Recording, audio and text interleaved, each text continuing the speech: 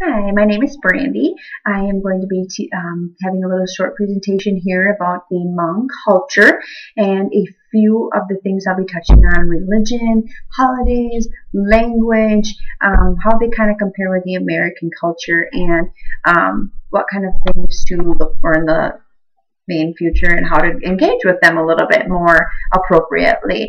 According to books and sociologists, verbal and nonverbal communication is hugely important. It not only allows you to converse with different languages and people from different cultures, but also to understand them and understand where they're coming from and how they want us to perceive their message given. As far as how to show respect and things like that, we'll get into that really shortly here, as with the Hmong culture.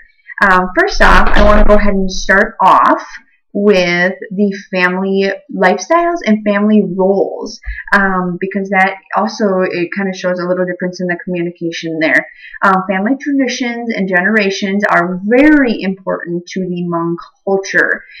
They're very reliable on groups. Some households may have up to 20 people. It is said that the oldest daughter and daughter-in-law are the first to awake and do the house chores.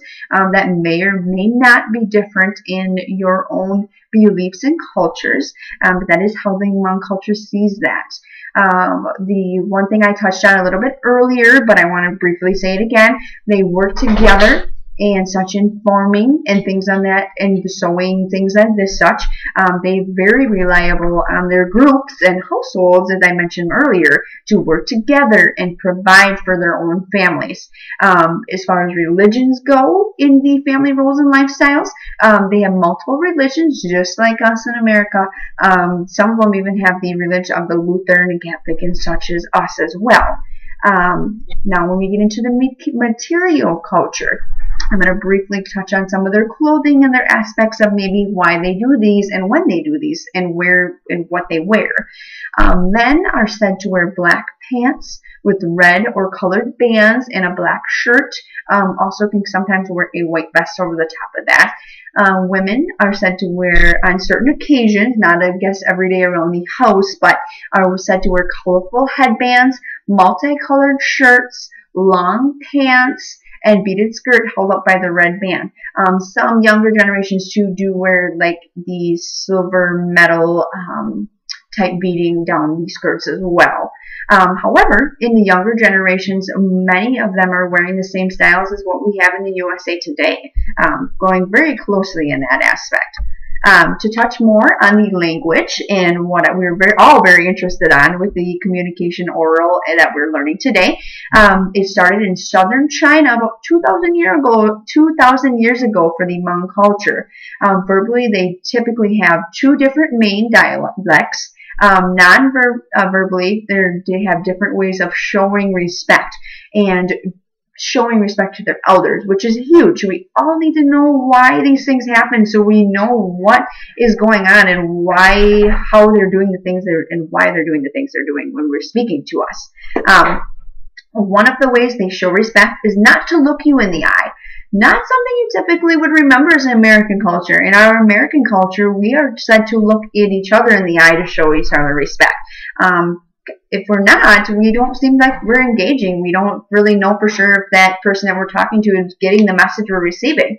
But as far as the Hmong language goes, is knowing to not look each other in the eye. And that is huge for when it comes to workforces, medical fields. That's the biggest thing. It opened my eyes to a whole new attitude about how cultures may react. When we're looking at the Hmong person in the eye in the Hmong culture, they might think it's disrespectful that we're looking at them like that, but hopefully they know us as well, that is how we work it in America as well. Next, we'll touch briefly on their activities. They have their Hmong New Year, which is something that they celebrate on their own, and once a year. It's just like we have our own New Year. This is where you'll typically see them, the women, wearing those nice colorful beaded shirts and things like that, such are the skirts and the overalls and things like that.